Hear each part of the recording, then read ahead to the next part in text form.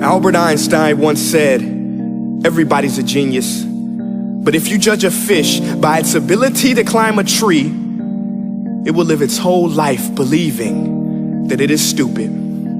Ladies and gentlemen of the jury, today on trial we have modern day schooling. Glad you could come. Not only does he make fish climb trees, but also makes them climb down and do a 10-mile run. Tell me, school, are you proud of the things you've done? Turning millions of people into robots, do you find that fun? Do you realize how many kids relate to that fish? Swimming upstream in class, never finding their gifts, thinking they are stupid, believing they are useless? Well, the time has come, no more excuses. I call school to the stand and accuse him of killing creativity, individuality, and being intellectually abusive. He's an ancient institution that has outlived his usage. So, Your Honor, this concludes my opening statement, and if I may present the evidence of my case, I will prove it. Proceed. Exhibit A. Here's a modern day phone. Recognize it? Here's a phone from 150 years ago. Big difference, right? Stay with me. Here's a car from today, and here's a car from 150 years ago.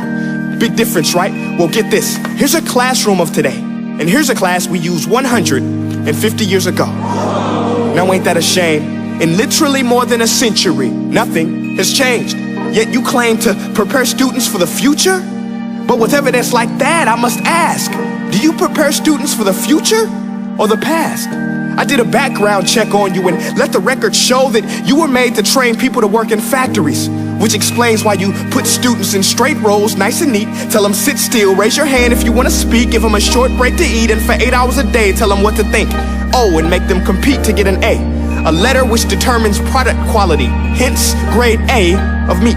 I get it. Back then, times were different. We all have a past. I myself am no Gandhi. But today, we don't need to make robot zombies. The world has progressed, and now we need people who think creatively, innovatively, critically, independently, with the ability to connect. See, every scientist will tell you that no two brains are the same, and every parent with 2 or more children will confirm that claim.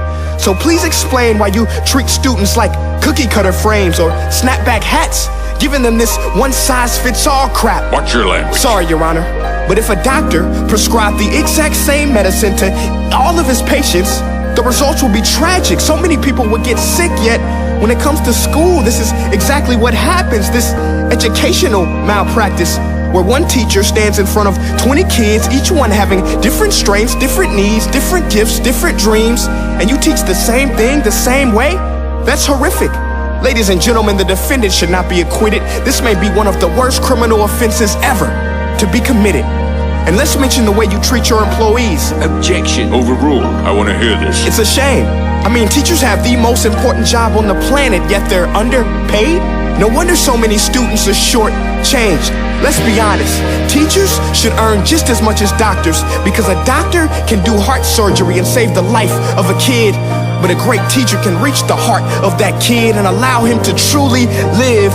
See, teachers are heroes that often get blamed, but they're not the problem. They work in a system without many options or rights.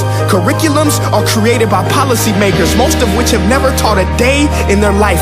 Just obsessed with standardized tests. They think bubbling in a multiple choice question will determine success. That's outlandish. In fact, these tests are too cruel to be used and should be abandoned, but don't take my word for it.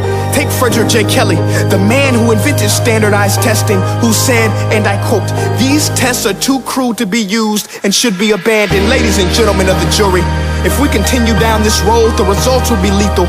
I don't have much faith in school, but I do have faith in people. And if we can customize healthcare, cars, and Facebook pages, then it is our duty to do the same for education, to upgrade it, change it, do away with school spirit, because that's useless. Unless we're working to bring the spirit out of each and every student, that should be our task.